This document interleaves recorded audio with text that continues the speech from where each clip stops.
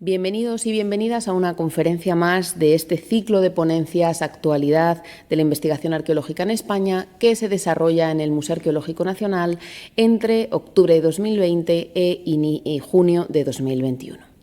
En esta ocasión tenemos con nosotros y nosotras a Pierre Moret y Fernando Prados Martínez, a los que paso a presentar. Pierre Moret se formó en l'École Normale Supérieure de París y en l'École des Hautes Études Hispaniques et Ibériques de Madrid. Es director de investigación en el CNRS francés. Su investigación se centra en arqueología de la península ibérica y la Galia mediterránea en la Edad del Hierro, la historia de la geografía antigua y también la arqueoentomología. Ha sido director de estudios de la Casa Velázquez entre 2002 y 2007 y director del laboratorio UMNR 5608 TRAS del CNRS en la Universidad de Toulouse entre 2011 y 2014. También ha sido responsable de la coordinación de diversos proyectos arqueológicos internacionales desde 1995 y presidente de la sección 32 de Antigüedad y Edad Media del Comité Nacional de las Investigaciones Científicas de Francia entre 2012 y 2016. Es también experto evaluador de las agencias de evaluación de calidad de la investigación de España y Francia y le fue concedida la medalla de bronce del CNRS en 1998. Además, es miembro correspondiente del Instituto Arqueológico Alemán y de la Real Academia de la Historia en España. Por su parte, Fernando Prados Martínez se formó en la Universidad Autónoma de Madrid y es doctor en Prehistoria y Arqueología por esta institución, siendo en la actualidad profesor titular en la Universidad de Alicante. Su investigación se centra en el estudio de la cultura fenicio-púnica y su contacto con las sociedades nativas del Mediterráneo occidental, desde época arcaica a la conquista romana. Ha sido investigador postdoctoral en las universidades de Toulouse y Pompeu Fabra de Barcelona y ha obtenido los prestigiosos contratos de investigación Juan de la Cierva entre 2009 y 2012 y Ramón y Cajal entre 2012 y 2017. Director de numerosas intervenciones arqueológicas, ha dirigido el proyecto Muerte y Ritual Funerario en Bailo Claudia y desde 2014 Modular Arquitectura Fenicia y Púnica, que interviene en distintos ambientes de la colonización fenicia como Menorca, Túnez y la costa de Alicante. En 2016 le fue otorgado el certificado I3 del Ministerio de Ciencia e Innovación que avala una trayectoria investigadora destacada. Ha realizado distintas estancias de investigación en el extranjero, como en Roma, Estrasburgo, Oxford y Berlín, y ha sido profesor invitado de la Université de Banuba, Túnez, así como ha dirigido el Máster de Arqueología Profesional de la Universidad de Alicante entre 2015 y 2020.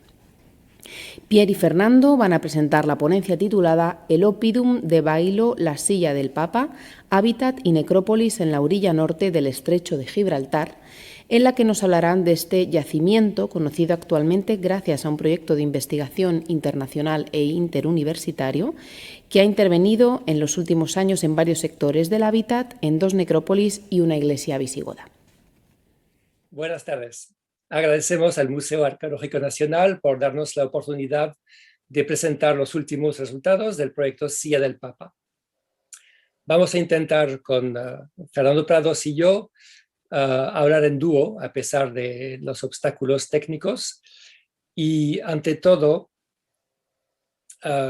queremos resaltar que somos los portavoces de un nutrido equipo de investigadores de varias universidades de España y Francia, sin olvidar un equipo de investigación alemán que también ha participado en parte de los trabajos. Sin más preámbulos, vamos a empezar con una breve presentación del escenario. Estamos en el estrecho de Gibraltar y vamos a empezar con lo que nos dicen las fuentes sobre una ciudad que se llama, bueno, con nombres que varían según los autores, según las épocas, pero digamos Baelo o Bailo. Sabemos por leyendas de monedas que vamos a comentar justo después, que es un nombre de origen semítico, BLN, que con las lógicas transformaciones ha llegado hasta nuestros días con el nombre de del pequeño pueblo de Bolonia al oeste de Tarifa. También por textos, en particular un pasaje de Estrabón, sabemos que Baelo era una cabeza de puente para cruzar el estrecho en dirección a Tingis, es decir, la actual Tánger. ¿Por qué ese punto que, sabiendo que ahora Bolonia no es ningún puerto, seguramente porque era, digamos, la zona del estrecho más favorable para utilizar las corrientes y los vientos, aunque el trayecto es más largo, pero era el más adecuado con los medios de la época.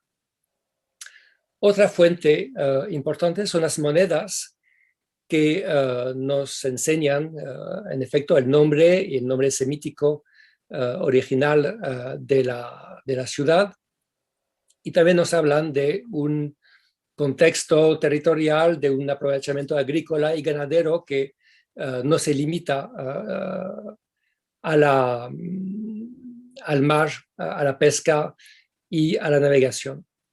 Como vemos en esta moneda, preciso que la moneda que aquí está en pantalla es una imitación moderna, pero las monedas de Baelo son muy poco numerosas y en general muy gastadas. Entonces vemos un toro, una espiga de trigo, y otras monedas presentan un caballo, por ejemplo. Este tipo de monedas con una leyenda neopúnica, en alfabeto neopúnico, pues Baelo comparte esas características con un pequeño grupo de ciudades, un poco más del interior de la Bética, como Asido, La Scuta, Oba, y se ha llamado a ese grupo de ciudades en función de esas leyendas monetales, ciudades o secas libio-fenicias. Hablaremos luego de ese problema, pero simplemente resaltando ahora que es una cuestión que va a ser presente a lo largo de esta presentación, que es la del componente norteafricano y fenicio de la población de Baelo.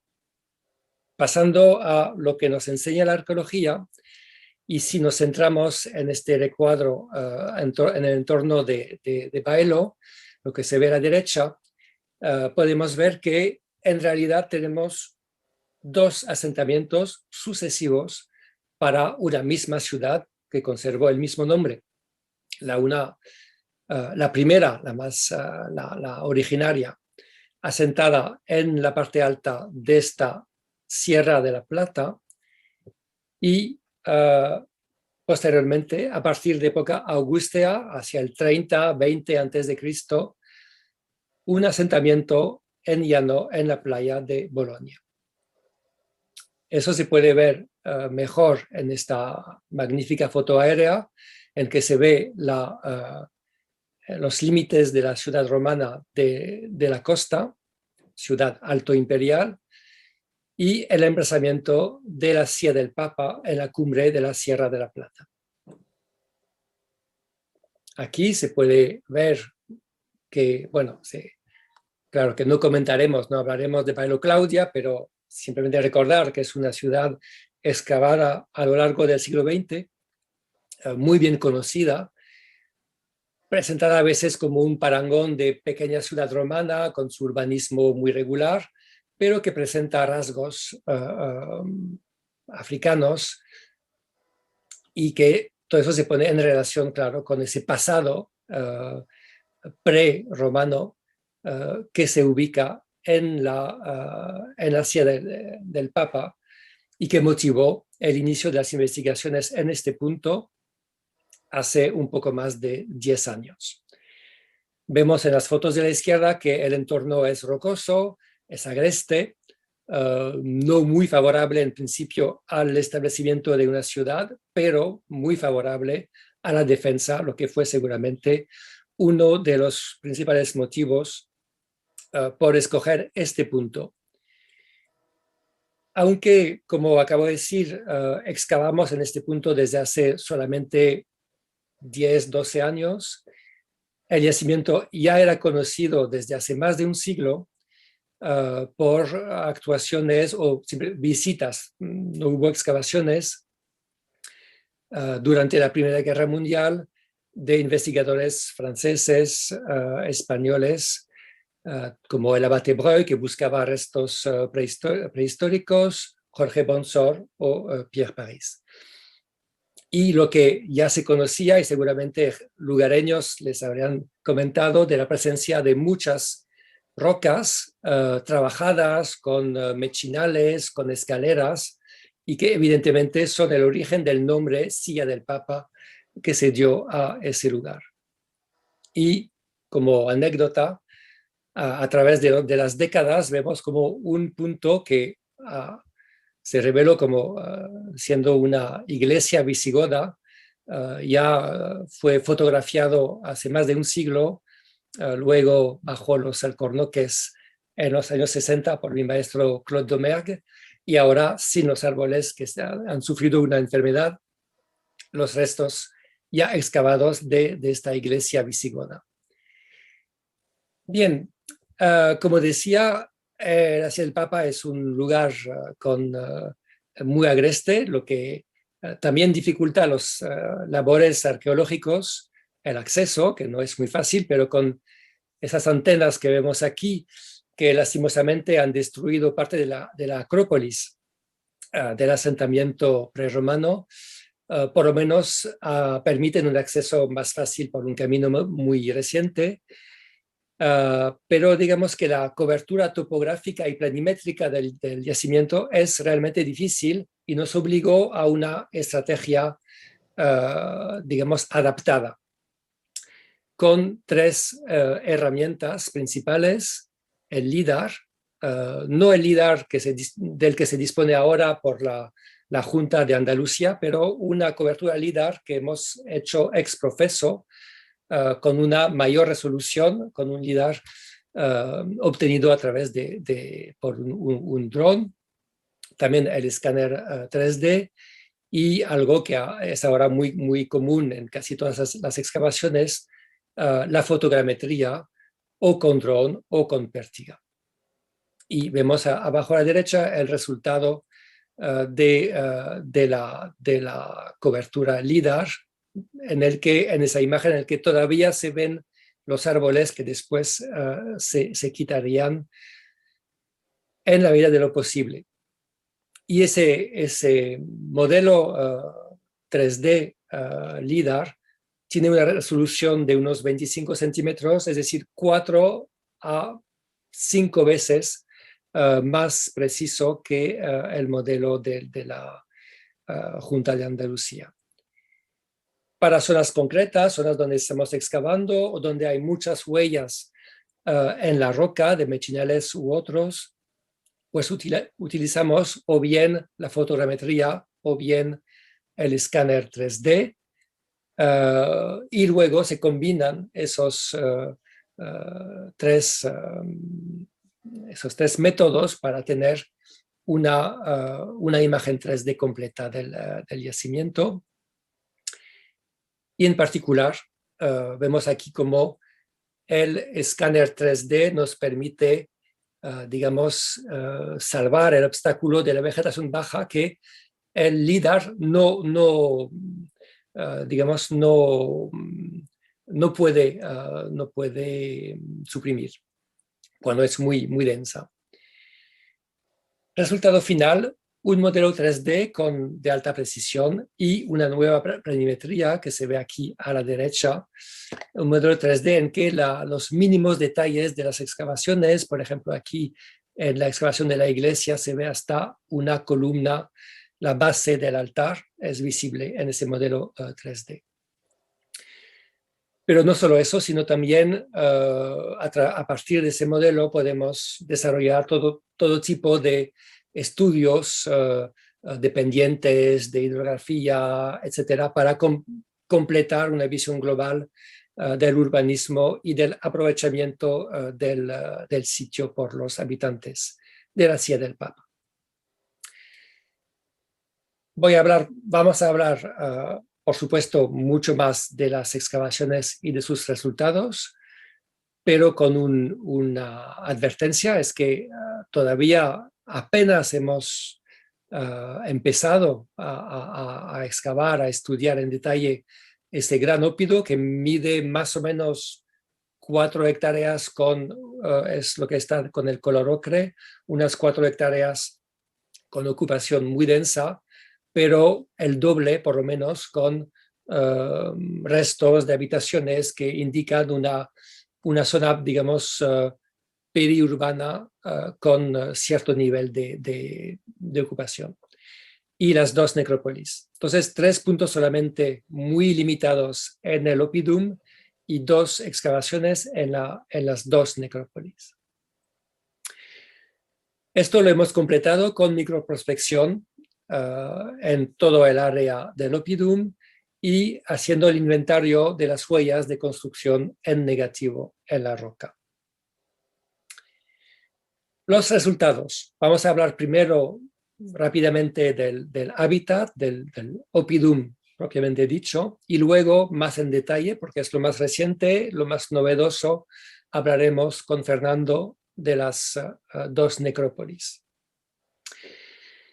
Una sorpresa, podemos decirlo así, es haber descubierto que casi en todo sondeo que hemos hecho en cualquier punto del ópido y de las necrópolis, en la parte más profunda de los sondeos encontramos huellas de una ocupación de la transición bronce final hierro I entre los siglos X y VII a.C., cubriendo pues un área de más de 4 hectáreas, lo que es una superficie realmente muy importante para esta época.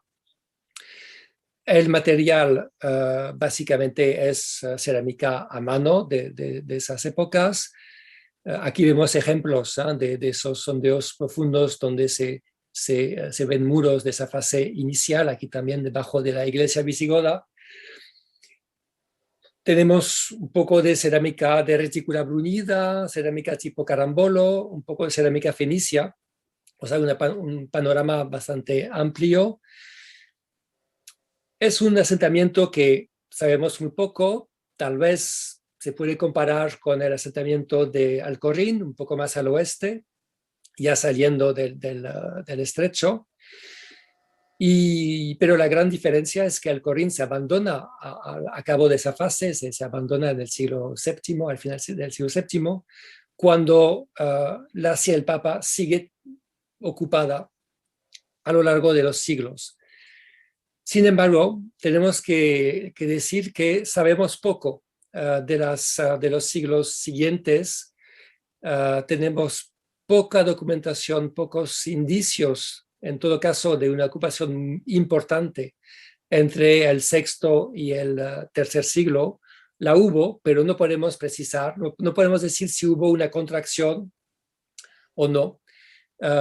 Solo en un sondeo en la calle principal, los muros así azules son los de la calle en la última fase de ocupación, en el siglo I a.C., y tenemos por lo menos 2 otras fases constructivas por debajo. Entonces es un tema que dejamos abierto para el futuro. En todo caso, lo que sí conocemos ahora bastante bien, a qué corresponde la gran mayoría de los vestigios visibles en superficie, todo lo que está tallado en la roca,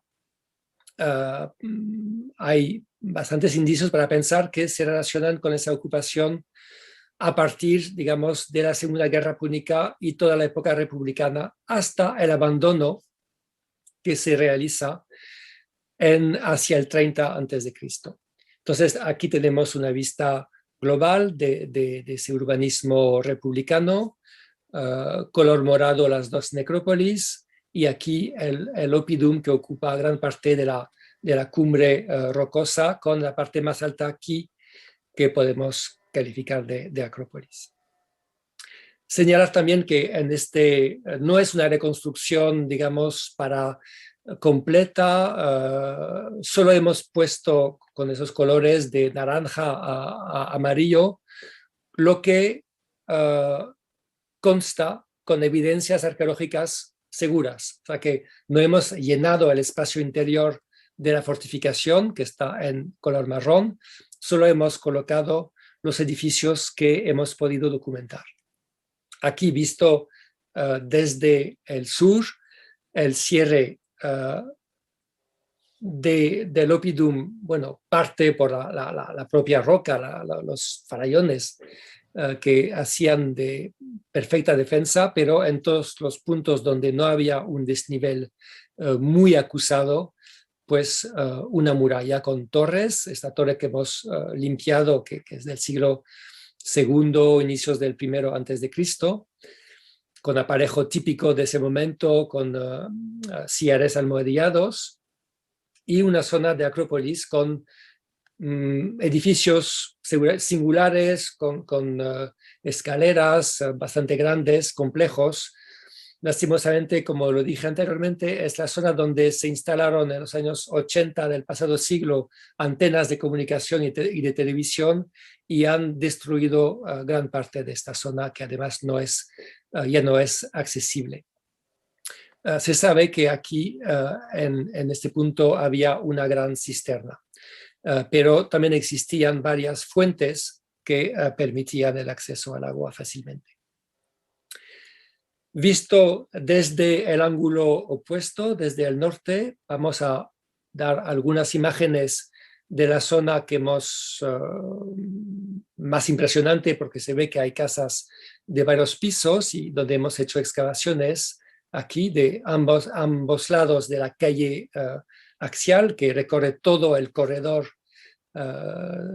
que separa dos líneas de dos afloramientos rocosos. Pues en este lugar hemos empezado a excavar, no del todo, una casa de 3 pisos. Aquí se ve los niveles en la roca 1, 2 y 3, y aquí oblicuo digamos una gotera, una especie de canal excavado en la roca para evacuar el agua de lluvia. Una casa que se puede reconstruir parcialmente, que tenía por lo menos entonces 2 pisos, tal vez con una parte delantera sin piso superior, pero no es una simple hipótesis, y un material que típico, perfectamente estudiado por Francisco José García Fernández, típico de los siglos II y más que todo inicios del I antes de Cristo. Entre otras cosas, ese bonito fragmento de cerámica, cerámica de vidrio Millefiori. Bien, después de este repaso muy rápido, muy breve por el hábitat, vamos a pasar a las necrópolis, empezando por la necrópolis del noroeste, y con mucho gusto cedo la palabra a Fernando para presentarla. Muy bien, Pierre. Bueno, muchas gracias. Muy buenas tardes. Decía Pierre al principio de nuestra charla de hoy que apenas llevamos 10 años. La verdad es que hemos sido muy afortunados en el caso de este yacimiento, porque es un enclave que, si bien se conoce desde hace más de un siglo, como hemos visto en las imágenes, hemos tenido la suerte de que la mayor parte de los hallazgos, sobre todo los más significativos, han sido realizados en el marco de un trabajo arqueológico arreglado, y en el marco de prospecciones. Por ejemplo, tanto la necrópolis noroeste, que va a ocupar ahora unos minutos, como la necrópolis sur, que ven ahí en la parte izquierda de la imagen, han sido detectadas inicialmente por nosotros a partir de prospección, a partir del trabajo de campo, y hemos tenido la gran suerte, yo creo que somos afortunados, en que no han sido unas necrópolis que hayan aparecido estudiadas. Esto nos ha permitido poder excavar tumbas completas, poder correlacionar ajuares, fases, deposiciones, sin ningún tipo de problema, sino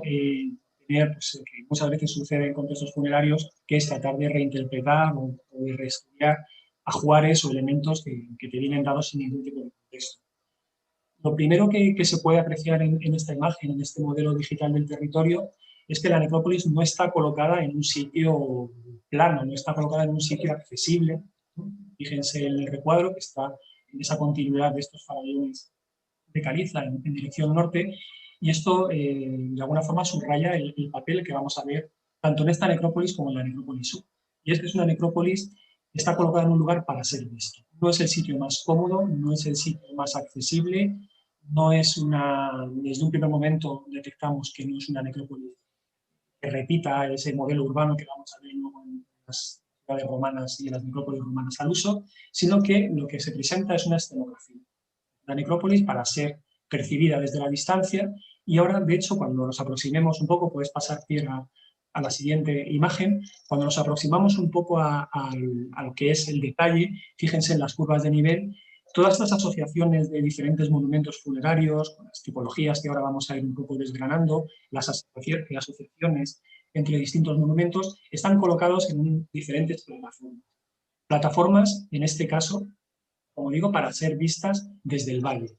¿Qué hay en el valle? Bueno, pues por el valle sabemos que pasa uno de los ramales de la Vía Augusta, un ramal costero, es decir, la vía de comunicación principal, seguramente desde la prehistoria, ¿no? En ese valle tenemos asentamientos, tenemos yacimientos nénicos, megalíticos, tenemos la necrópolis y asentamientos del bronce medio y del bronce final del hierro I, es decir, es el lugar de frecuentación, el lugar de paso, y la necrópolis ya desde su origen está pensada no para estar en un lugar accesible, sino para ser vista. Yo creo que cabe subrayar, pasa piedra a la siguiente. Bien, en la parte superior lo que vamos a ver ahora vamos a ir penetrando un poco en la tipología. Los monumentos más grandes, los monumentos con una arquitectura, podemos decir, conspicua, están colocados justo en la cresta, en la divisoria de aguas. Precisamente son los únicos que van a poder ser vistos desde las dos zonas, ¿no? Desde la zona este y desde la zona oeste. Vamos ahora a entrar en detalle. Aquí ven el monumento J2, un monumento de planta rectangular que comentaremos. Y sobre todo, aquí lo más importante es la enorme densidad de enterramientos. En un paisaje que no es accesible, en un entorno que no permite una circulación normal, lo que tenemos en cambio es la presencia de una deposición constante de sepulturas, de cremaciones en urna. Ahí iremos viendo el ritual que tenemos es un ritual de cremación ligado al mundo de la protohistoria en zonas costeras, no tanto en el ámbito tibetano, y lo que vemos es una ocupación de cada uno de los huecos, cada una de las pequeñas hendiduras entre la cresta rocosa con esta sucesión. En algunos casos simplemente hemos encontrado algunas pequeñas cistas, es decir, se ha trabajado mínimamente para adecuar el espacio para colocar las urnas. En esta zona ven un detalle, ¿no?, de estas urnas de las fases en principio más antiguas. Es importante señalar ya desde esta imagen que los monumentos que han visto, los monumentos funerarios, la mayor de las ocasiones no albergan sepulcros en el interior. Son señalizadores y ahí podemos relacionar estos sepulcros con seguramente asociaciones de carácter familiar o relaciones de parentesco o linajes, en sentido un poco más amplio. Las urnas, las cremaciones se van colocando en el entorno de estos monumentos y son los monumentos los que van a funcionar como estela, ¿no?, como marcador principal. No hemos detectado marcadores individuales de cada una de las urnas. Este monumento, el gran marcador. En la imagen, en el dibujo, en la sección de estas dos cremaciones, se da también otro de los rasgos más importantes que hemos detectado en la necrópolis, y es ese culto a los antepasados, esa necesidad de alguna forma de ir asociando deposiciones funerarias de cronologías posteriores a las tumbas previas. Si se fijan, la urna 1477, que ven en la parte izquierda, apoya directamente en una de esos huecos que se abren en la cresta rocosa, y tiempo después, seguramente unas décadas después, se coloca esta urna de forma globular directamente encima, se busca, haciendo una excavación muy cuidada, se busca el contacto físico entre las dos urnas, pero no hay una voluntad de destruir lo que hay antes. Esto es muy importante, porque en esas relaciones dentro de lo que es el espacio, la relación microespacial de la necrópolis, es un hecho muy relevante. Que se entierra después, busca el contacto con el que está enterrado ahí antes, pero no quiere, estaba con sumo cuidado para no destruir la urna que aparece. a la siguiente. En este caso, más de lo mismo. Todavía una mayor correlación, una mayor asociación de diferentes deposiciones. Es muy difícil de excavar porque de las rocas apenas tenemos testimonios de esas interfaces, ¿no? De esas fosas que van cortando unas a otras, pero sí tenemos la posibilidad de hacer pequeñas matrices estratigráficas, pequeñas relaciones estratigráficas para saber qué urna fue colocada antes, qué urna fue colocada después, y lo que desde luego remarcamos y subrayamos es esa voluntad de asociar la última cremación a las que están colocadas previamente, pero intentando en todos los casos no destruir. En la sección se ve algo además muy llamativo, y es que es prácticamente imposible detectar suelos de uso por la superficie. No es una necrópolis para ser visitada, no hay calles, no hay espacios abiertos donde celebrar rituales, y eso implica que, claro, al no tener esa posibilidad de localizar suelos de uso, es difícil a veces de entender las relaciones entre las deposiciones y otras. En cualquier caso, sí que hay algo que es importante remarcar, y es que en la fase más antigua de la necrópolis no hemos encontrado ningún tipo de ritual postdeposicional. Solamente esta necrópolis en la fase más antigua, a lo largo de, como vemos después, la primera mitad del siglo II, solamente tenemos un uso estrictamente funerario. Se va a la necrópolis a enterrar. ¿Dónde están las piras? Bueno, otro dato importante, no hemos localizado las piras funerarias. Hablamos de una necrópolis de cremación, pero un dato muy importante es que no tenemos una contaminación por niveles de ceniza, algo, por ejemplo, que en la necrópolis de Bailo Claudia es muy frecuente. Bailo Claudia, para llegar a las urnas, estabas paquetes de ceniza procedentes de los seguramente comunales, que estaban en las proximidades. En la silla del Papa, siguiendo un patrón que recuerda mucho a las necrópolis ibéricas, se creman los cuerpos en un sitio, se seleccionan unos fragmentos de hueso, y lo que tenemos en la necrópolis es solamente la deposición. No tenemos niveles manchados de ceniza y no tenemos ninguna evidencia de ritual más allá de lo que es la propia deposición. En cambio, vamos a ver un giro en esta diapositiva, y es que en la última fase nos encontramos algo completamente diferente, y es las primeras evidencias, hablamos ya de prácticamente las últimas fases del siglo I a.C., evidencias del uso de la necrópolis también para realizar actos rituales. Aquí hay un cambio, es un cambio religioso, es un cambio de mentalidad que tenemos que explicar y lo intentaremos explicar después desde el punto de vista histórico. Una necrópolis con una tradición, podemos decir, claramente prerromana, y de repente la conversión de ese espacio en una necrópolis que se frecuenta, una necrópolis a la que se acude y a la que se depositan determinados objetos. Objetos, además, nada casuales, ¿no? Ahí tiene uno de estos semis, una de estas monedas de Bailo, perteneciente a la última serie, que aparece con alusiones a la propia Roma, con los cónsules monetales, y algunas ofrendas típicas, como por ejemplo este collar, que apareció al lado de una pequeña urna, de un vaso cerámico que no contenía en sí una cremación, en la parte de arriba. Pasa a la siguiente. Bien, la posibilidad de tener un equipo amplio, de tener medios, que reclamamos tantas veces los arqueólogos, y de haber generado este equipo interuniversitario, interdisciplinar, nos ha llevado también a poder penetrar en el detalle. No solamente conocer muy bien la necrópolis, sino conocer también esa parte importante, que es el objeto biológico, que es el depósito funerario. Hemos realizado microexcavación de urnas, coordinadas por Pachuca de Miguel, de la Universidad de Alicante, y por Elena Jiménez de Murcia. Hemos seguido los patrones, digamos, de microexcavación, colocando las urnas en las mismas orientaciones que aparecían en el campo. Tenemos que decir que más del 90% de las urnas han sido excavadas en laboratorio. Creo que es algo que nos tenemos que exigir cuando nos aproximamos al registro funerario, y solamente pues, han sido excavadas in situ aquellas que por cuestiones meramente tafonómicas habían sido prácticamente destruidas por raíces, y bueno, hacer pequeñas excavaciones de urgencia, salvar lo que podíamos, pero no alcanzamos el mismo detalle. Vamos a ver ahora algunas imágenes que nos permiten, como digo, no solamente conocer estas cuestiones de ritual, sino entrar ya dentro de lo que es no ese nivel o esa característica de ofrenda, sino lo que vamos a definir como ajuar, como esos elementos propios del difunto, no tanto de los rituales que se realizan una vez que el sepulcro. Es importante porque, fíjense, el material que aparece está quemado. Ahí ven este pequeño ungüentario que tiene prácticamente pelado, cremado, esas cuentas de collar, de pasta vitrea. Esto lo que nos está diciendo es que este ungüentario fue cremado con el cuerpo. La pasta vitrea, además, ha sido quemada 2 veces, ¿no?, en su fabricación y luego quemada después. Con las lucernas parece suceder un poco lo mismo. Hemos encontrado algunas pautas a la hora de, por ejemplo, colocar los huesos. Claramente, un ritual de tipo metonímico, no están todos los huesos, hay una selección, y una selección además de huesos, generalmente huesos largos y cráneo, también que nos recuerda mucho al mundo ibérico.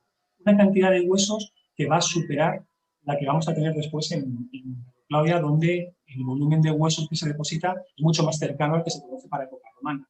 Aquí un elemento distintivo es que hay muchos más huesos. Así, como digo, paralelizarlo con lo que conocemos en época ibérica. Un patrón a la hora de colocar los objetos dentro de las urnas y una tipología amplia de estos contenedores funerarios, de los que queremos subrayar principalmente que se tratan de fabricaciones locales, son pastas locales en su totalidad, y no podemos, en cambio, establecer una secuencia cronológica, no hay una evolución, porque, por ejemplo, estas urnas de perfil en S, como la que ven arriba a la izquierda, se mantienen prácticamente durante toda la vida de la necrópolis. En cambio, las urnas que ven en la parte de abajo, esas urnas globulares de borde recto, es interesante porque son las urnas que vamos a encontrar en Baelo Claudia en la fase más antigua, ya de la necrópolis romana, plenamente romana, ubicada en la zona de la playa. Interesante esa correlación. Bien, de los ajuares hay también notas muy relevantes. Por ejemplo, la enorme presencia desde el punto de vista porcentual de figuras. Esto es algo muy llamativo y ahora comentaré por qué. Sí es importante subrayar que la necrópolis, los ajuares son ajuares muy pobres. Parece que si vemos esta diapositiva podemos pensar en que hemos localizado muchísimos ajuares, que dentro de cada urna pues, había algunos objetos, y hemos de decir que no. La mayor parte de las urnas estaban únicamente rellenadas con el depósito. No había nada más. Pero en cambio, de los elementos de ajuar que hemos encontrado, se repiten hechos que se pueden asociar con contextos de necrópolis de militares. Por ejemplo, los anillos o, por ejemplo, esa sucesión, esa tipología de figuras. Es muy importante porque esto nos aleja completamente de las necrópolis contemporáneas. Esto no se parece a lo que encontramos en Cádiz y esto no se parece a lo que encontramos en Artella o como otras necrópolis del área de la Baja Andalucía, de esta tecnología. Y esto, evidentemente, es algo sobre lo que tenemos que profundizar y no es nada desdeñable que tengamos una importante presencia de tumbas de militares. Bien, la riqueza de la necrópolis, hemos ido del microespacio al mesoespacio, al macroespacio. La riqueza de esta necrópolis no solo nos ha permitido revisar con detalle, hacer estudios de tipo forense, ha permitido principalmente estudiar la arquitectura, porque es una necrópolis espectacular en lo que en los primeros años, en las primeras actuaciones, conseguimos el permiso del propietario para desmontar esa linde de piedra que ven ahí, que es una linde de parcelas, moderna, para que no pase de un propietario a otro, y debajo de esa linde pudimos detectar no solamente monumentos funerarios, sino restos, decoración arquitectónica, bloques arquitectónicos procedentes de la caída. Pasa a la siguiente. Aquí ven algunos de estos elementos, ¿no? De hecho, todos estos materiales de construcción, todos estos bloques arquitectónicos, detalles como las cornisas o los remates de los sepulcros, de los mausoleos, son objeto de una tesis doctoral que se defenderá en los próximos meses en la Universidad de Aix-en-Provence, en Francia, nuestra colega Agathe Desmarres. Fíjense que el estudio detallado de todos estos elementos arquitectónicos permiten hacer restituciones bastante fidedignas. Los bloques que ven ahí en color oscuro son los bloques que han podido ser estudiados, escaneados en 3D y plantear a partir de diferentes hipótesis esta restitución. Hay elementos de la base, hay elementos de la cornisa, cornisas del tipo bola egipcia, de esa tradición púnico-númida o púnico-mauritana que conocemos bien, incluso remates de lo que es la pirámide, el piramidium, que coronaba toda la estructura. El monumento J2, que vamos a detallar ahora, es quizás el monumento más importante. Más importante porque reúne unas características que no se van a repetir en el monumento. La primera de todas es su ubicación. Es el monumento que está en el punto más alto. Es el monumento que tiene más, vamos a decir, un área más grande. Es un edificio rectangular. Hasta la siguiente. Bien, puedes pasar. Aquí tiene la propuesta realizada también por nuestra colega Agat. Es un edificio aparentemente rectangular y el hecho de que sea un edificio rectangular ya nos aleja de intentar pensar en que se trata de un monumento turístico. De hecho, en el entorno directo de este monumento no hemos encontrado tantos bloques como en otros edificios. Esto nos llevó a pensar que era probablemente un edificio, un pequeño monumento de tipo altar, más de 5 metros, más de 6 metros de largo por 3 metros 30 de ancho. Los elementos arquitectónicos precisamente pues, nos hacen interpretar que se trata de una especie de altar colocado en la parte superior. Hay que subrayar que en el entorno de este altar esas ofrendas que veíamos antes se colocaron además al pie de este edificio. No solamente ofrendas, sino también hay depósitos funerarios. Y además es un modelo, puedes pasar, es un modelo que no es, vamos a decir, desconocido en estos contextos, en esta cronología. Es cierto que nos tenemos que ir a África, en concreto a Túnez, para encontrar en necrópolis estos altares, grandes altares monumentales en las partes superiores. Por ejemplo, en la diapositiva de arriba es el mausoleo que corona toda la ciudad y la necrópolis de Fama Regia. En este caso es un monumento de planta circular. Lo que ven en el detalle es el basamento, donde está latiguados las grapas que van uniendo todos los bloques. Y en la parte de abajo el monumento del Cabot Clip, también de la misma cronología. Nos estamos moviendo entre el siglo II y el siglo I a.C. para estas grandes plataformas que generalmente han sido publicadas como altares. Es interesante el paralelismo desde el punto de vista geográfico. Son los monumentos que se colocan en la parte más alta, con esa planta rectangular, y están de alguna forma presidiendo toda esa escenografía que hemos ido comentando. Bien, otros monumentos como J1 y J3, de los que ven sus restituciones aquí, ya nos recuerdan a modelos bien conocidos, modelos tanto norteafricanos como en algún caso modelos itálicos. Aquí, si se dan cuenta, si se fijan en los detalles, los bloques oscuros son los bloques que se han localizado, tanto en excavación como en prospección, y todo lo demás, evidentemente, sería la propuesta de restitución de nuestra colega. Aquí quizá lo interesante es ver la variedad tipológica. Dentro de lo que es un mismo monumento, ¿no?, con ese cuerpo en forma de paralelepípedo de la base y el remate piramidal, hay distintos detalles que nos remiten a tradiciones distintas, ¿no? Una tradición más norteafricana, más púnica, podemos decir, y una tradición más itálica. Por ejemplo, la cornisa de gola egipcia, que no existe en contextos itálicos y sí es bastante frecuente, sobre todo en estas cronologías en el norte de África, o esos bordes, esa fachada reentrante, cóncava, que vemos en el monumento de la derecha, ¿no?, en el monumento J3, que evidentemente tienen muchos paralelos en contextos itálicos. Vamos un poco con esa dialéctica, con esa doble lectura, ¿no? Los paralelos son evidentes, ¿no? Si viajamos y miramos en el norte de África, tenemos este tipo de paisaje funerario, este tipo de monumentos, de bloques, apoyados sobre basamentos escalonados, con cuerpos en forma de paralelepípedo y rematados tanto con esas cubiertas piramidales como decorados con estas cornisas de tan típicamente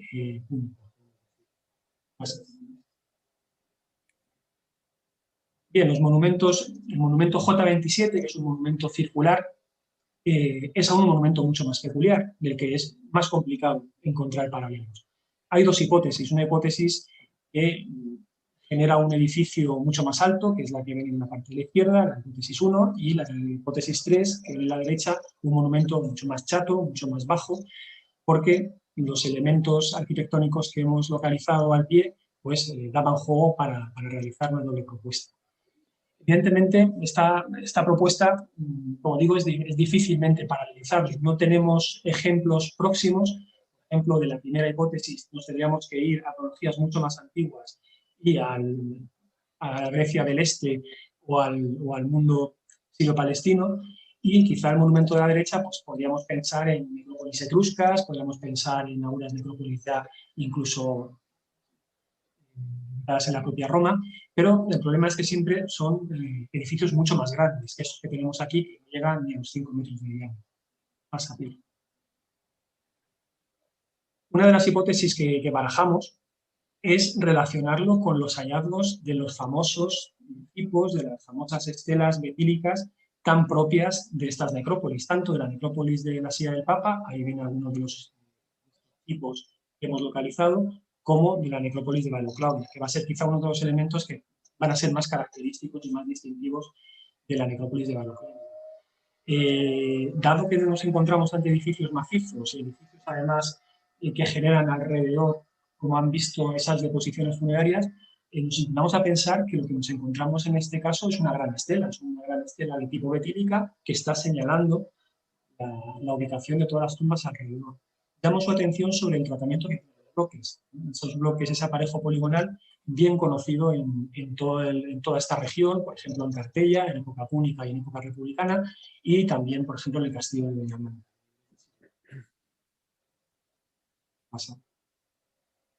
Bien, por ir un poco repasando las diferentes tipologías, hay más edificios, hay más monumentos de planta circular. Este que ven aquí parece relleno completamente, aparece macizado. Es verdad que solo se excavó en torno a una tercera parte y se quedó así sin excavar, porque pensábamos que era un monumento macizo, como otros que habíamos visto en la parte más alta, que es la terraza más alta, pero bueno, hallazgos que Pierre comentará después de algunos de estos monumentos circulares con cremación dentro, pues nos llevan a pensar que igual tenemos que haber terminado de excavar este.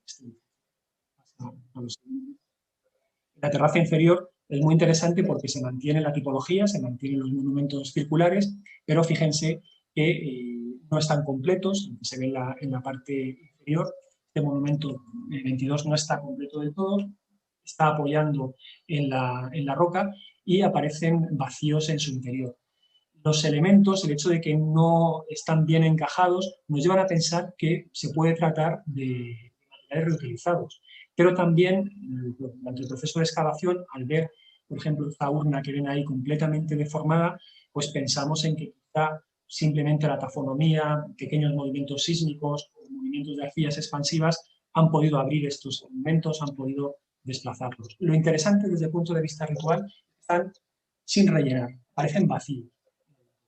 Luego tenemos el monumento, no sepulcro como tal, sino monumento, sería esa señalización que va a marcar vamos a decir, ese linaje o esa familia de tumbas que se colocan alrededor, pero en este caso, como ven, está vacío. Es decir, tenemos unas tipologías variadas dentro de esa misma idea del monumento de pasa bien. De nuevo, si hemos de buscar paralelos para estos monumentos más pequeños y vacíos, miramos necesariamente al norte de África. Las vacinas norteafricanas, como los Chusek, que nos encontramos en Túnez o en Argelia, dibujan ese panorama de mausoleos de planta circular. Es verdad que tipológicamente, estéticamente, incluso su presencia dentro del paisaje permite paralelizarlo, pero hay algo salvable, y es que en el caso norteafricano lo que tenemos son inhumaciones, tumbas de inhumación. Y en este caso el procedimiento de eliminación del cuerpo siempre van a ser cremaciones. Pero no deja de ser curioso esa vinculación, porque si pasamos a la siguiente imagen, si vemos esta tipología y tapamos, lo enseñamos a cualquier colega norteafricano, va a reconocer todos estos edificios. Circulares, mausoleos númidas bien conocidos, monumentos turriformes y esas vacinas de tipo también libio-bereber. Ya les digo que todo ello con matices, a pesar que comparten rasgos como pueden ser la decoración. Y lo que sorprende mucho en esta tipología es la variedad, es decir, no hay una pauta única de arquitectura funeraria. Sin embargo, donde hay sí unidad es en el rito de la cremación, el uso de la urna, sin ajuar fuera de la urna en el hoyo, y el hecho de colocar y de agregar, de concentrar, de agrupar urnas en torno a esos monumentos que muchos de ellos son simples, como dijiste muy bien, hitos en el paisaje funerario. Pero bueno, solo era una... Bien, claro, cuando no queremos únicamente mirar al norte de África, tenemos que mirar qué es lo que sucede también en la península ibérica. Es verdad que Baelo y la Silla del Papa pues, están a escasos 14 kilómetros del continente africano, y Tingis, nada menos que la capital del reino mauritano, pero lo que tenemos a la espalda es un enorme vacío, ¿no? Que hemos puesto aquí un poco como un pequeño guiño, un pequeño juego del vacío turbetano, es porque no tenemos necrópolis turbetanas, no tenemos las necrópolis previas en la Baja Andalucía que nos permitirían de alguna forma entender, contextualizar mejor. De ahí yo creo que es quizá pues, el hecho de que las necrópolis de la Silla de Papa sean una magnífica novedad a tener en cuenta dentro de nuestra arqueología. Si hemos de buscar elementos parecidos, por ejemplo, si tenemos que buscar paralelos en tumbas de tipo tubular, estructuras tubulares macizadas, nos tenemos que ir al mundo celtibérico, nos tenemos que ir al mundo letón, nos tenemos que ir al mundo ibérico, por ejemplo, de Japón. Pero el problema es que siempre son cronologías más antiguas. Si tenemos que buscar paralelos para las cornisas de Gola y para esos elementos remates piramidales, tendríamos que ir al mundo ibérico, ¿no? Desde Gilbaile hasta prácticamente la provincia de Valencia. Pero de nuevo nos movemos en cronologías anteriores. Entonces, parece que no podemos relacionar directamente estas necrópolis de la Silla del Papa, precisamente, primero por ese bloqueo, ¿no? Esa frontera, esa tierra binaria, desde el punto de vista funerario del mundo turbetano, del mundo de la Baja Andalucía, y por otro lado, la segunda barrera sería la cronología. Estamos en cronologías mucho más recientes. De ahí que a veces, bueno, discutimos mucho, como es lógico en el equipo, pues, miramos quizá más al mundo norteafricano, también por cercanía y por cuestiones de paralelos y de todo. Bien, ya casi para concluir con esta necrópolis, volvemos sobre la idea con la que empezamos. La asociación de monumentos, la tipología, como los monumentos de planta cuadrangular o los monumentos de planta circular más monumentales, más grandes, más conspicuos en el paisaje, se ubican en la parte superior. Ahí ven el centro de la imagen, posible ese altar que planteamos, y como en las otras terrazas, todo lo que sería este macizo norte de la zona de la Sierra de la Plata, lo que tenemos es la tipología de monumentos más pequeños de planta circular. Es una escenografía, además, de nuevo conocida, este tipo de imágenes. Si vamos a la ciudad de Duga, una ciudad númida de frontera muy bien conocida y además ubicada justo delante de una de las vías principales de comunicación, la vía Cartago-Tebeste, que ven justo ahí al pie del mausoleo, que fosiliza además una de las carreteras más importantes del actual Túnez. La ubicación de los monumentos y la asociación de monumentos turriformes con estas vacinas circulares es exactamente la misma. La del Papa, y además nos movemos en cronologías del siglo II.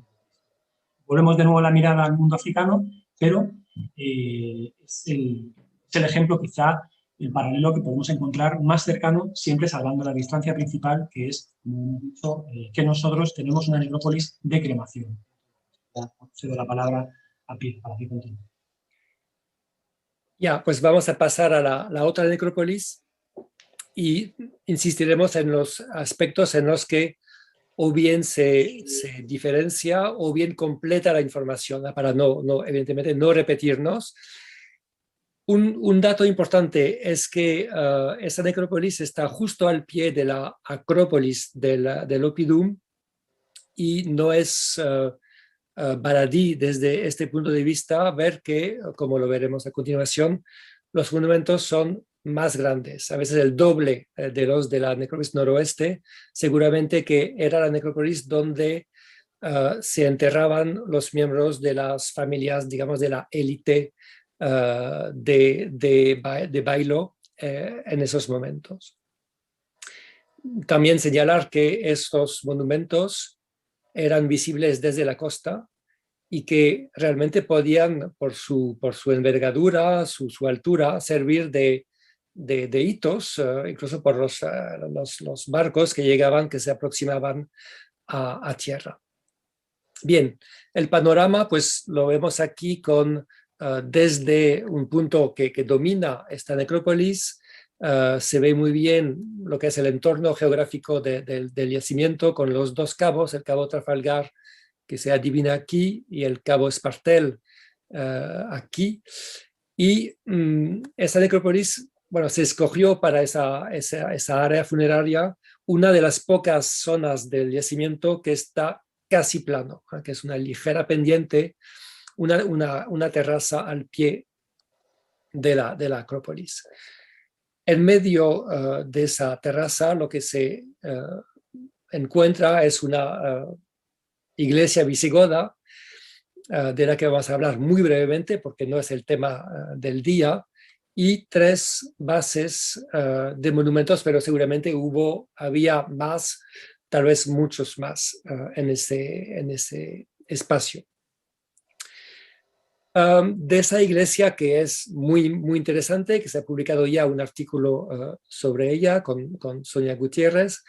No diremos lastimosamente nada porque no hay tiempo para ello, simplemente señalar que se construyó casi enteramente con sillares y fragmentos de sillares expoliados desde, digamos, las ruinas de los monumentos anteriores.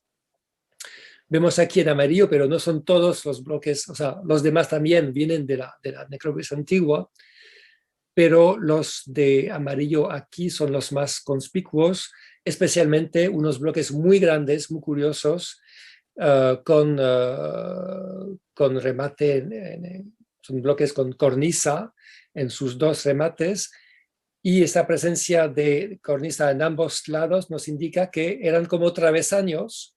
Es una manera de construir muy curiosa, totalmente anómala, digamos, pero que iban de par en par de un monumento, y ahí se ve cómo se colocaba ese gran sillar de un monumento, en este caso, de un tamaño similar a los de la necrópolis noroeste. Lo que no se ha encontrado estaría debajo de alguna parte de la iglesia. Lo que no se ha encontrado es su base, que tal vez fue totalmente desmantelada por los constructores de la iglesia. Bien, pasamos luego a el monumento D2, que se encuentra aquí.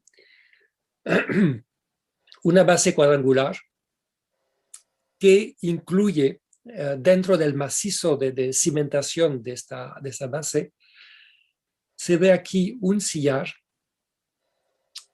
que perteneció a un monumento anterior, circular, tal vez o seguramente parecido a J27,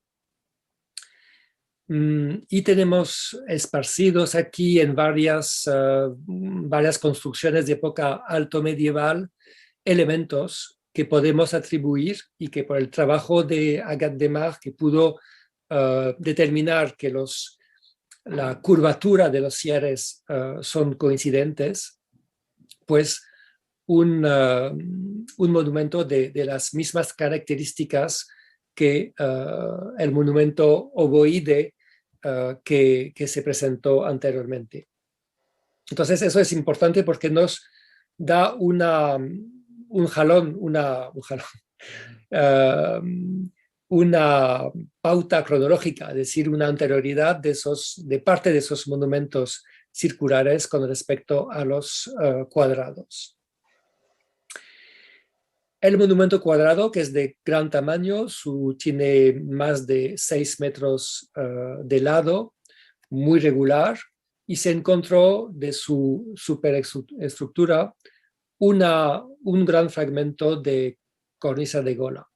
Lo que se conservan son las cimentaciones. Todos los sillares que se van aquí encima de esta hilada de cimentación fueron recuperados para construir la iglesia. Y aquí dos hipótesis posibles. Como tenemos muy pocos sillares de la decoración arquitectónica, pues se pueden plantear varias hipótesis en función de los paralelos coetáneos, es decir, de mediados del siglo I a.C. Y bueno, colocar esta reconstrucción muy hipotética dentro de una serie que es, en este caso, el trabajo de Rakob sobre la zona númida.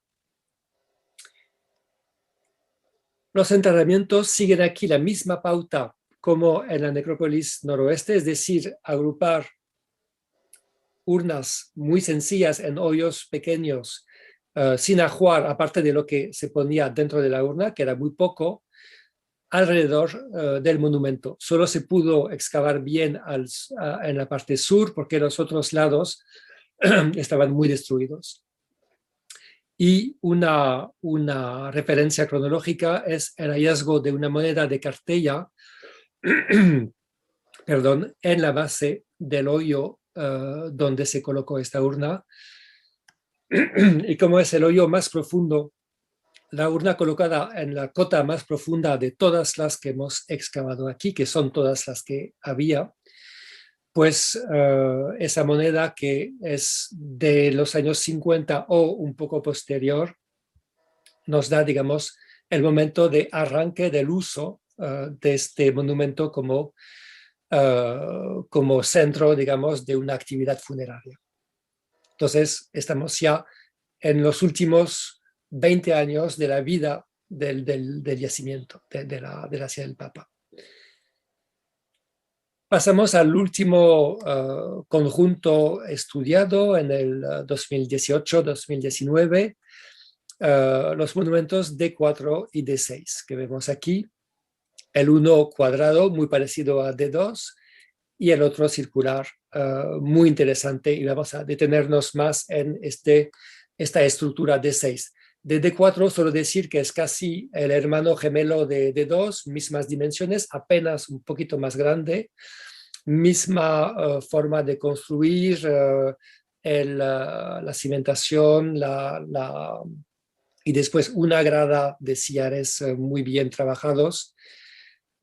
Y también los enterramientos más cercanos, pegados, digamos, a la pared de ese gran monumento cuadrado, pues nos dan la misma cronología tardía como en D2. Solo decir que lo que vemos aquí, color ocre amarillo, es un edificio alto medieval que destruyó y cubrió el monumento antiguo. Entonces, esa estructura D6 que vamos a mirar ahora más en detalle porque es bastante diferente de lo que habíamos visto hasta entonces en el resto de las dos necrópolis.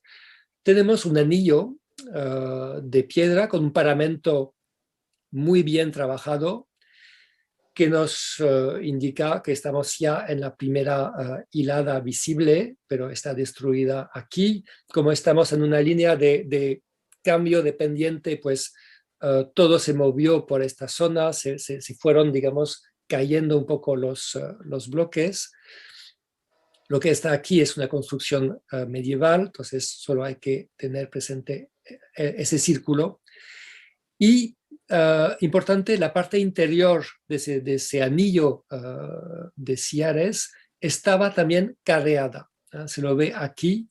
Entonces significa que no era un simple túmulo con sillares cuya parte interior no se trabajaba, que es la regla común en túmulos. Era una construcción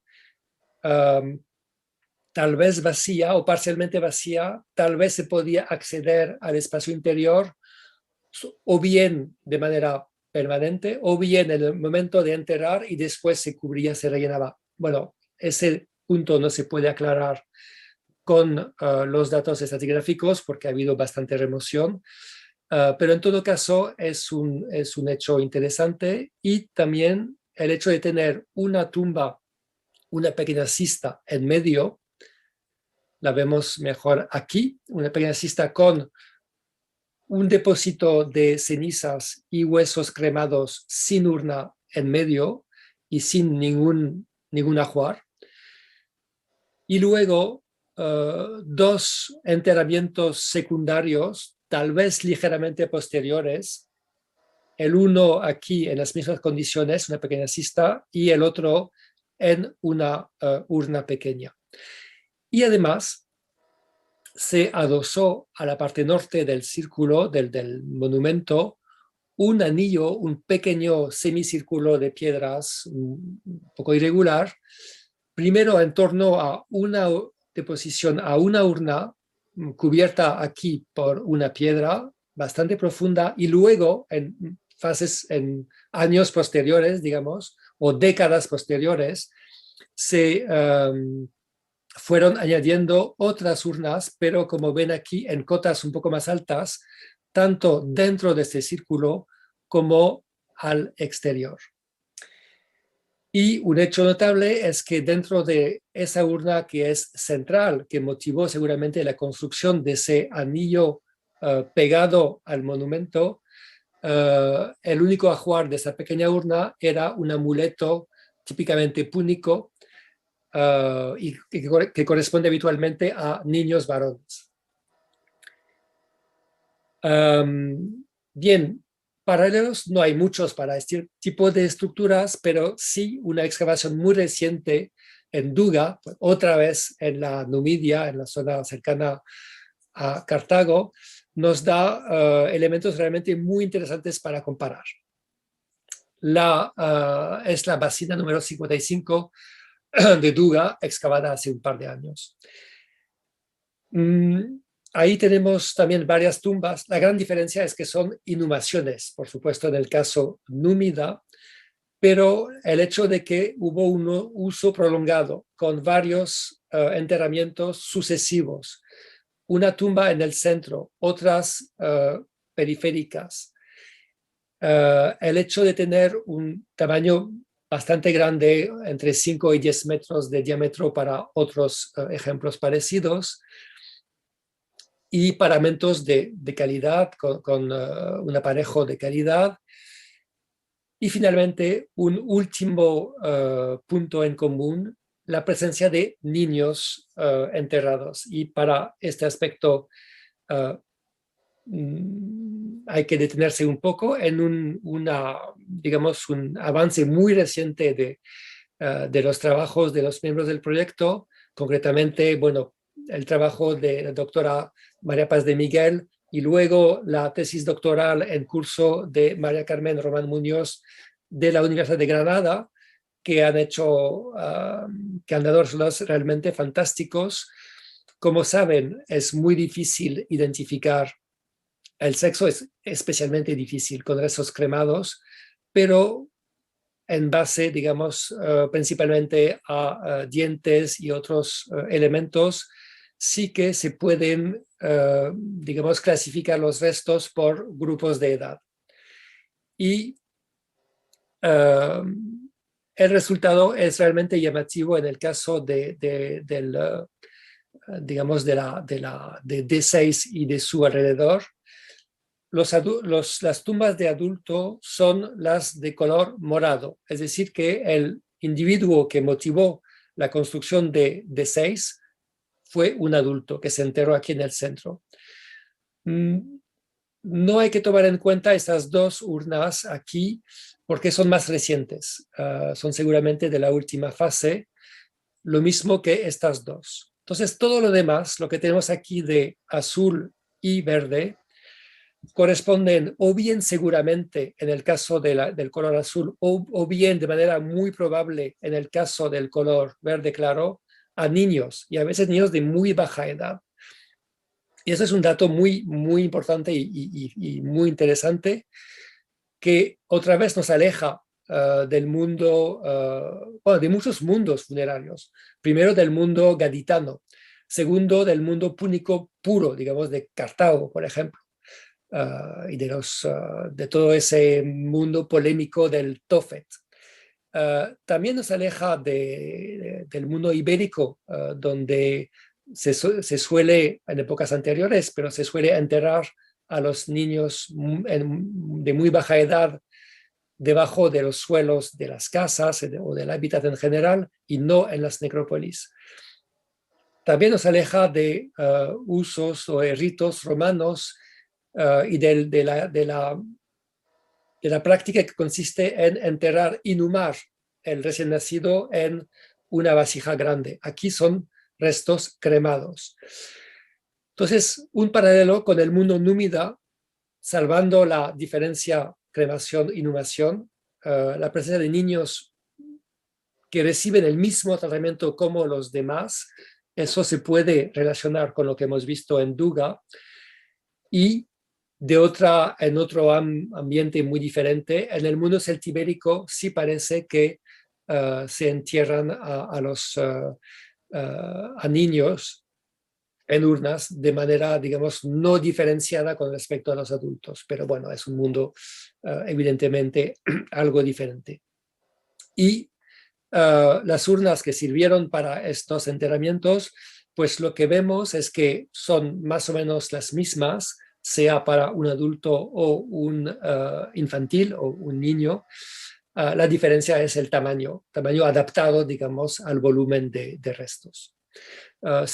Solo señalar para terminar con esta diapositiva que estas dos formas, esta aquí con asas y esta tipo como olla, Oye, sí.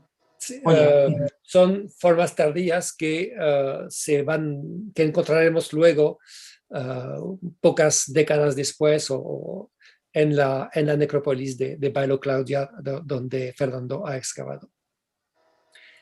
Entonces, estas son las novedades realmente llamativas de esta necrópolis. Y para terminar con los ritos de enterramientos, en la fase más reciente, momento casi ya de abandono, hacia el 30-20, tenemos tumbas sencillas, simples deposiciones, sin urna, pero con un poco de ajuar, algún ungüentario o un vaso de paredes finas.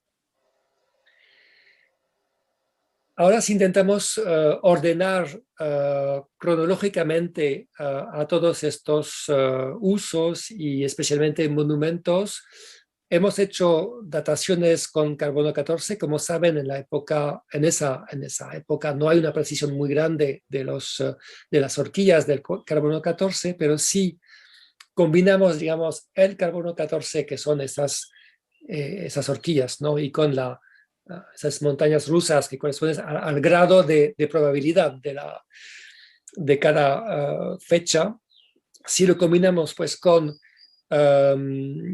los elementos de ajuar que podemos datar, especialmente las fíbulas y a veces la cerámica, podemos distinguir algunas fases. Tenemos un arranque que se situaría hacia el siglo III, probablemente finales, a ver si coincide con la Segunda Guerra Púnica y todos esos movimientos de población desplazada al hilo, digamos, de los eventos de la Segunda Guerra Púnica. Es pura hipótesis, pero ahí está la pregunta. Luego vemos cómo los monumentos tan peculiares, sin paralelos conocidos como J27, corresponden claramente al siglo II a.C., sin poder especificar cuándo precisamente empiezan.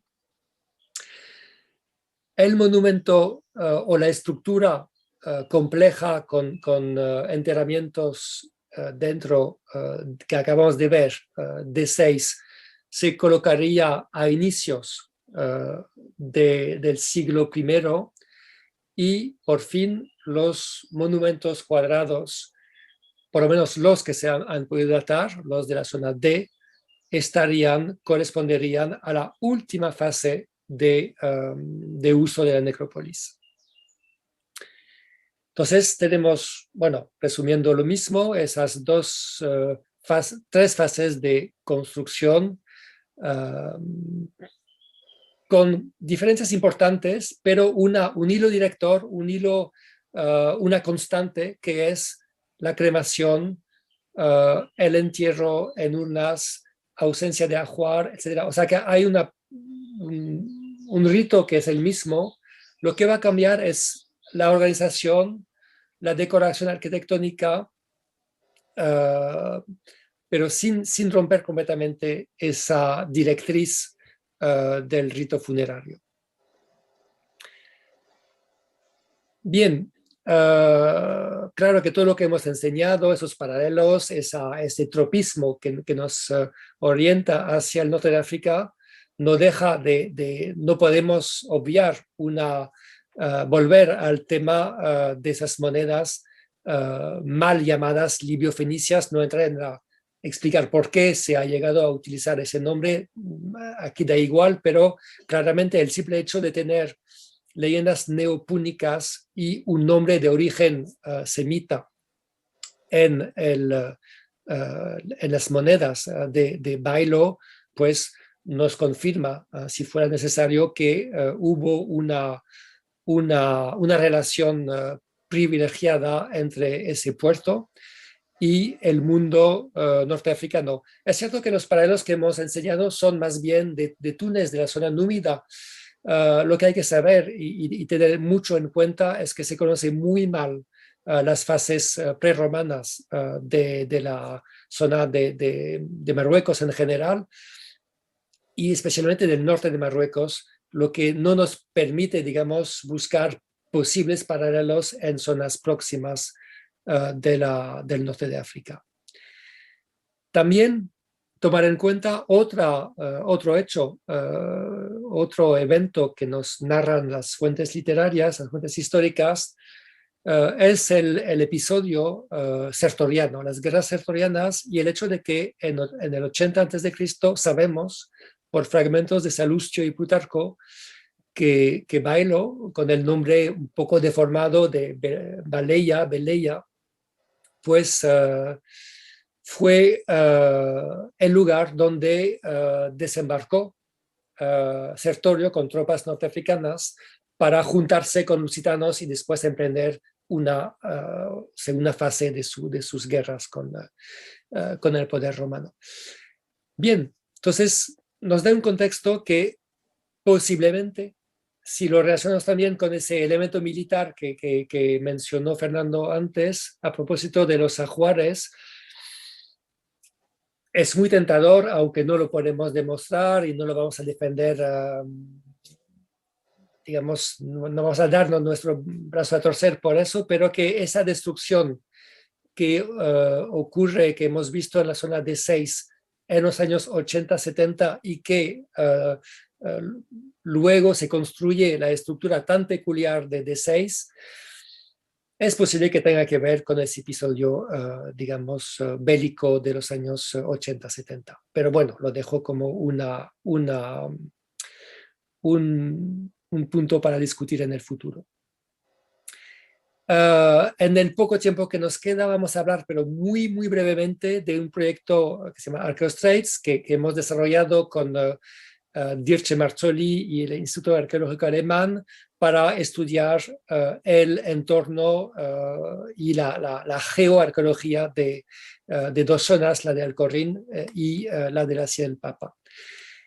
Lo que se han hecho son sondeos para perforaciones, para reconstruir la historia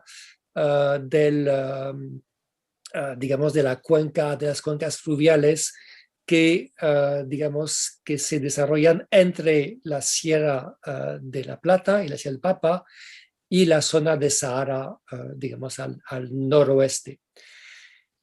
Lo que han demostrado esos estudios, lo resumo pero muy brevemente, es que hay, digamos, 3 momentos de impacto antrópico en el entorno natural de esta bahía.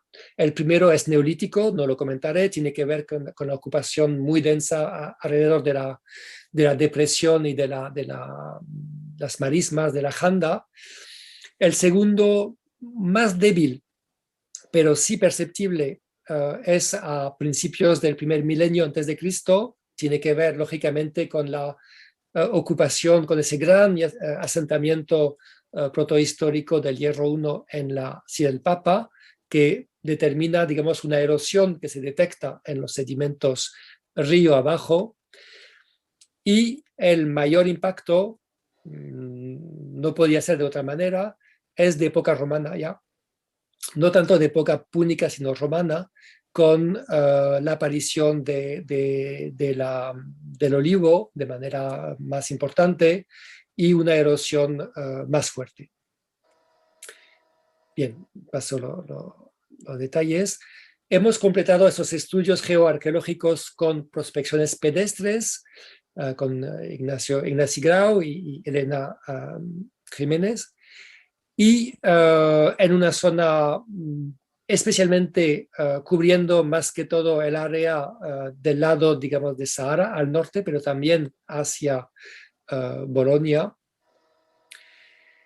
Lo mismo, para resumir en muy pocas palabras, tenemos en el entorno, en los siglos, digamos, del Hierro II, de la época de esplendor del Oppidum de hacia el Papa, digamos, un círculo de asentamientos rurales que corresponden digamos, al aprovechamiento de los recursos agrícolas y ganaderos del entorno para abastecer a una ciudad de gran importancia para la época. Entonces, en un radio de unos 2 kilómetros tenemos esa concentración de sitios de asentamientos rurales, pero también aglomeraciones secundarias pequeñas al pie de la Sierra del Retín, más al oeste, y al otro lado de la bahía de Bolonia. Y luego, en época del Alto Imperio, cuando ya está totalmente abandonado el sitio de hacia el Papa, pues hay un auge, digamos, un aumento de los asentamientos rurales en la ensenada de Bolonia, lógicamente, pero también algunos de esos asentamientos que ya existían se transforman entonces en villas agrícolas dependientes de Bailo Claudia. Y vemos los típicos puntos donde estaban estas villas al pie de la sierra.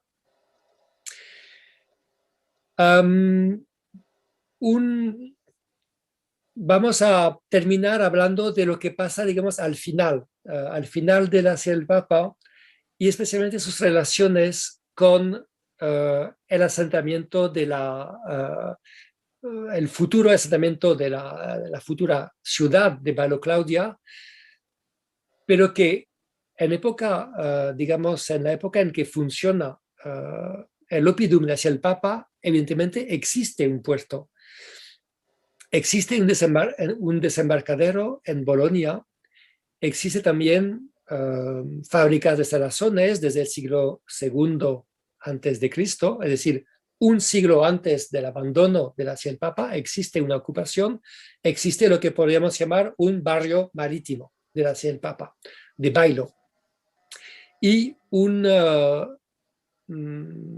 detalle de la excavación de la necrópolis muy interesante que delata una relación muy estrecha entre ambos asentamientos es lo que vemos en esta diapositiva. Se excavó al lado de uno de los túmulos pétreos de la necrópolis noroeste, una tumba que, a diferencia de las demás de la zona, no contenía una urna con cremación, sino la cremación directamente depositada en una pequeña cista donde había fragmentos de una piedra que no existe en Hacia el Papa, que es una piedra de la costa, lo que se llama localmente la piedra ostionera, y que son los restos descompuestos por la acidez muy fuerte del terreno de Hacia el Papa, son los restos de una caja de piedra, tal como las hay en la necrópolis posterior de Bailo Claudia. Tenemos aquí un ejemplo.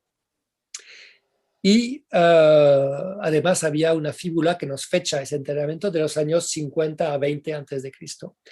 Entonces, el hecho de tener una caja de estas características nos supone que la cremación tuvo lugar en el asentamiento de la costa y que luego se trasladó digamos, las cenizas de ese individuo a la necrópolis de la Ciudad del Papa para que estuviera enterrado ahí, vamos a decirlo como hipótesis, con su familia.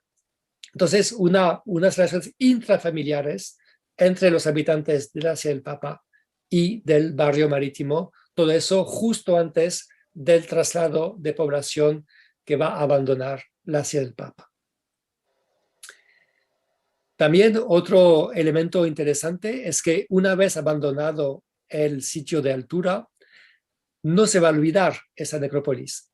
Ya no tendrá uso como necrópolis, pero seguirá siendo una zona sagrada donde tal vez periódicamente, en ocasión de ciertas fiestas, pues los habitantes de la ciudad de la costa, de Magna Claudia, subirían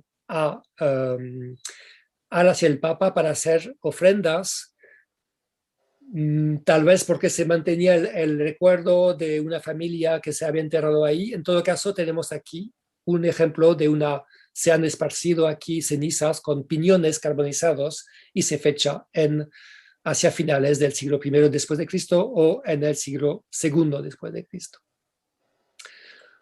Otro indicio de un uso, de una frecuentación un poco esporádica, pero en relación con ritos mágicos, tal vez justo después del abandono, es un hallazgo fenomenal que nos sorprendió a todos, que se publicó hace ya un año, de una tabela de ficciones, es decir, ¿cómo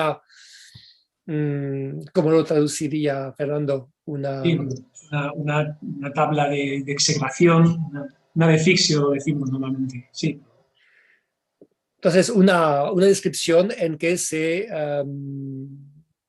pedía a los dioses infernales todas las desgracias posibles para los enemigos de uno, para decirlo así brevemente y prosaicamente.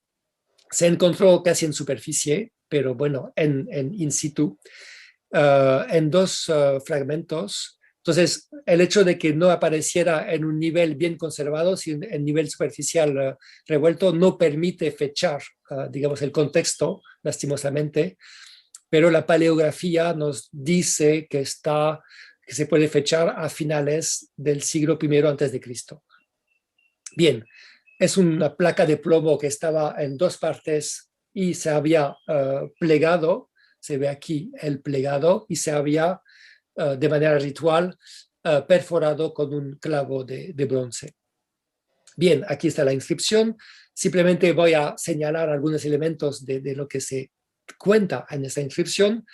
El que escribe o que pide a un escriba escribir porque tal vez no sabía escribir, no lo sabemos, es un tal Philonicus, un esclavo, se define a sí mismo como esclavo, lo que no es común, da el nombre de su dominus, Pupilus Flavius, un nombre una gens que se conoce en la zona, y sus pues futuras víctimas, si se puede decir así, son otros personajes de baja extracción, tal vez también esclavos como él o bien libertos. En todo caso, llevan como él nombres griegos. No se puede saber si eran griegos de origen o si se daba nombre griego a un esclavo de otro origen. Eso es un tema complejo, pero lo que sí se ve en la inscripción es que el que escribe sabe tal vez más griego que latín, porque hace faltas en latín que se deben a su conocimiento del griego. Pues esos personajes son Filemón, un mozo de cuadra, Aimón, un ovejero, un pastor, Andromachus, un usurero de una ciudad llamada Calaet, posiblemente el Cayet, que se encuentra un poco más al norte hacia el Guadalquivir. Entonces, esta de ficción nos abre perspectivas fascinantes hacia un mundo que, pues, otro mundo más. Es decir, hemos hablado mucho hasta ahora de relaciones con el norte de África, hablamos de libio-fenicios, etcétera, etcétera, y de repente, ¿qué vemos aquí? Pues un mundo con esclavos de origen tal vez griego, y por supuesto con terratenientes como ese Pupilus Flavius, que se relaciona con gente que trabaja en el campo, un mozo de cuadra, un ovejero, terratenientes de origen itálico. Entonces, algo realmente muy complejo que al final no es de extrañar una zona de intercambios de paso como es el estrecho de Gibraltar, por supuesto, entre Cartella y Gades y Cádiz, una zona de paso y de intercambios y de hibridación profunda. Para terminar, voy a dar la palabra a Fernando para que nos hable de esas perduraciones. Bueno, muy brevemente, porque ya vamos un poco en el tiempo, simplemente comentar que esa relación que Pierre estaba señalando ahora, esa relación de ida y vuelta, ¿no? Gentes de ese barrio marítimo inicial, de esa ciudad incipiente costera, siguen manteniendo la memoria, siguen subiendo a la silla de papa a hacer determinadas ritualidades o ritualidades positivas, como puede ser la ofrenda de piñones, o esas execraciones, esas fórmulas de maldición, diríamos, de esa defixio que acaba de presentar.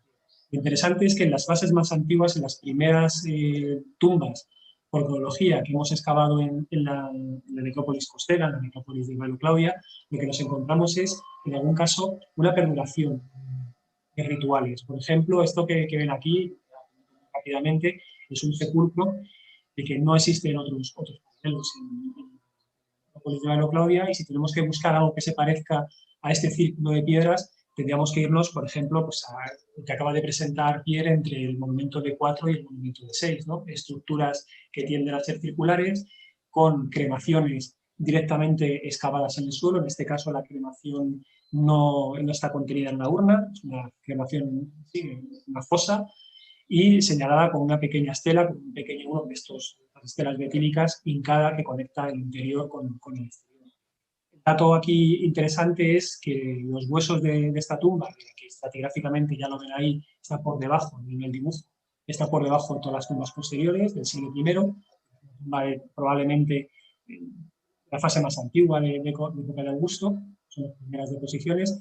Lo interesante es que son huesos, hay una cantidad de huesos superior a la que vamos a encontrar después, a la silla del Papa, también la temperatura a la que han sido quemados, y sobre todo un poco la deposición dentro de ese apartado, de ese círculo, un poco alterado por una fosa de espolio que viene.